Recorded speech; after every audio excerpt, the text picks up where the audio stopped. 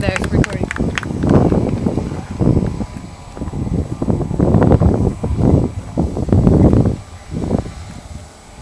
Well, it's great to be here in Brownsville with this group of fine constitutionalists, and I can't imagine a better way to bring to close this race I've been in for Libertarian candidate for governor of the state of Texas. So thanks for having me here, and I'm just great to be here with a group of like-minded, liberty-loving people. Yes, I'm Kathy Glass, and I want to be your next governor. Now, maybe some of you didn't even know you had another choice in this race other than those two guys who spent $60 million trying to persuade you that the other one is unfit for office. Well, I think they're both right. But why should you vote for me? How would I be any better? Well, I'm the only one in this race that understands our sovereignty, our Texas 10th Amendment sovereignty and our individual sovereignty that's under attack. We're in a battle for America, and the battleground is Texas. But we are not battle ready because we have no effective leadership. Now, this assault on our freedoms is coming at us from two different points, two different kinds.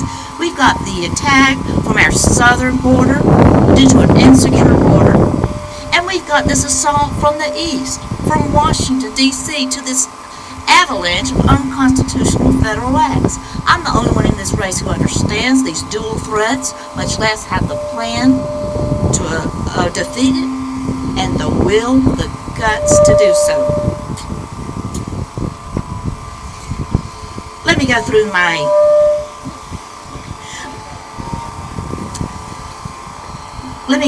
my four-point plan, what my campaign is based on. First, secure our border using our own Texas State Guard. Not our National Guard, because that can be nationalized, but our State Guard. You know, under our Texas Constitution, one of the most important duties of the governor is as Commander-in-Chief of the Texas military, which includes the Texas State Guard, the National Guard, and the Air National Guard. So I chose the State Guard because under our Constitution, it is their function to enforce Texas state law and repel invasions, among other things. And that's what we got going on down here at the border. What's going on here is not immigration. It is not. It's a violation of Texas law against trespass and other crimes. And in some respects, it's an invasion. And that's why Rick Perry is derelict in his duty. He's going around trying to give President Obama a letter lecturing the president why he is derelict in his duty. Well, I got a letter and I prepared it to give to Rick Perry. And I had it at our debate, gubernatorial debate, October 19th in Austin, but Rick Perry didn't show up. Now that's something you should consider, because if he won't face up to Kathy Glass, how can he face up to the federal government and those thugs down on the borders? So I still got that letter, but I told him he was in dereliction of his duty as Texas Commander-in-Chief because he did not do what he can do and should do to secure that border using our own Texas State Guard. So that's job one, to get that border under control. Now, second part of my platform is to resist unconstitutional federal acts like Obamacare, using the best tool available, nullification. And that's just one of many things we have to do to restore our 10th Amendment sovereignty, act like a sovereign state, and reclaim our independence. And speaking of independence, part 3 of my platform is get our fiscal house in order so that we can stand strong and independent of Washington financially in all ways. I would cut the budget 50%. That's one half. And if that sounds drastic, that's just where we were about 10 or 12 years ago, which shows we can have effective and functioning government at half the price. Also proves how fast government can explode under a supposedly conservative administration. We should end property taxes and enfranchise taxes and eliminate taxpayer-funded services for non-citizens. These are the things we have to do so that we will be prepared for not just what's here right now with our own budget, but what's coming at us because of the financial storm that's sweeping the country and is going to get worse and worse. There's going to be a day when those federal dollars just stop coming, and we need to get ready for that and prepared by standing on our own 2 feet. Another thing, part 4 of my platform is death to the Trans-Texas Corridor and all the toll roads in all of its manifestations. Now, we're told that that's dead, but it's not. Those contracts are sitting on desk. There's funding for it. All the legal mechanisms in place. As soon as we get past this election, that's going through. Not just the I-69 corridor, but I predict the 35 corridor. And that is an assault on our sovereignty. Secret deals with foreign companies to take 500,000 acres of prime Texas land, split our state in two, our country in two. Sold out our sovereignty because we have non-compete clauses in these agreements, that we have agreed that we will not build or even repair a road that would compete with these privately operated toll roads. And I-35 is going to have 5 exits. 5 in the entire state of Texas. So they control when you get on, when you get off, and the monopoly for who you have to deal with while you're on there. That won't happen. So I tell folks, if these are the things you want, a secure border, fiscal sanity, resistance to unconstitutional federal acts, and death to the Trans-Texas Corridor, I'm not just another choice you have for governor. I'm your only choice. Oh yeah, Rick Perry may have said some things that sound similar, but 10 years experience has shown us he doesn't mean it, he won't do it.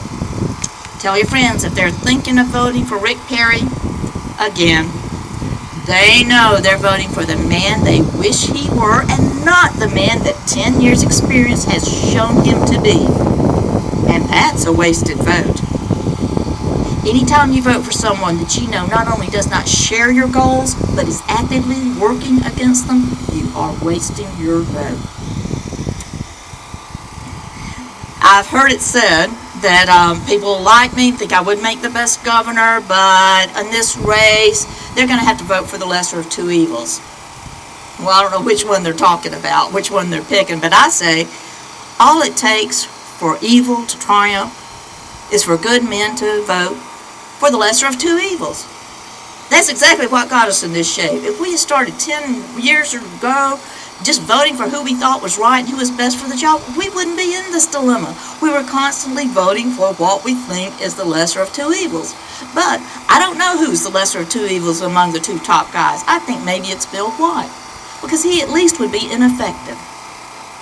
He would have a conservative Republican legislature to deal with. They would grow a backbone and oppose him. We've seen that happen when you have divided government. Would not roll over for him like they do for Rick Perry. So if that's your objective, then I don't know they're choosing the right lesser of two evils. I've also heard people say, well, we're going to vote for a guy we don't like and don't want, and then we're going to hold his feet to the fire. Well, how is that for a way of picking your government? And how's it been working for you for the last 10 years? Where have all you feet fire holders been? And you really want a governor that you have to watch like a 3-year-old boy around a book of matches? No. Vote for somebody that you don't have to watch, because you know that they're going to be working for the things you prize, things you want. Because if any party thinks they've got you in their hip pocket, you're going to be sat upon. Oh, you can vote and give Rick Perry everything he wants on November 2nd. But the morning of November 3rd, he still won't respect you. We're coming down to the last of this race, and best showing I've had any poll I've seen is at 8%, but that was before the debate where I got some rave reviews. So I think I may be in double digits now, and who knows what can happen. Things can be surprising. But even if I don't win, I'll never be sorry that I did this, because I'm doing what I can do to defend my country and my state. And I ask everybody, just think what your one vote means. It's important to you how it's interpreted, the message you send. If you vote for the status quo, then that's what you'll get. You'll get what you got for the last 10 years, or maybe worse, because if the incumbent gets back in office and he's not going to run again, he will not have the problem of a voter opinion to hold him back. We will see Rick Perry unleashed and untethered, and I don't think we're going to like what we see. It'll be Hello, Gardasil. Hello, Trans-Texas Corridor. Goodbye, sovereignty. But a vote for Kathy Glass, even if I don't win, if I just make a good showing, well, that's a vote for change, and change in the right direction. Change in the direction of limited government, constitutional government. And if the numbers are big enough, I say every vote is an arrow in my quiver. Because you want to see somebody hold somebody's feet to the fire?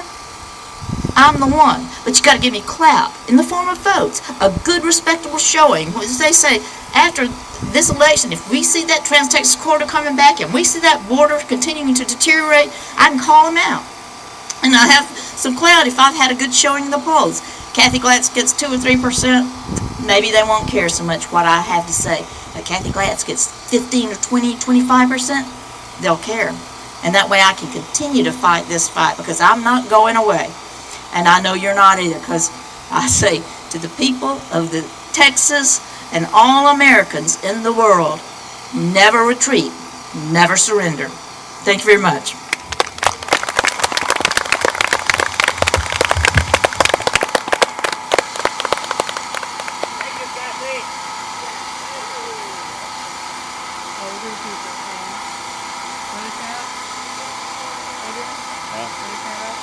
Yeah, just a second. The next person comes up.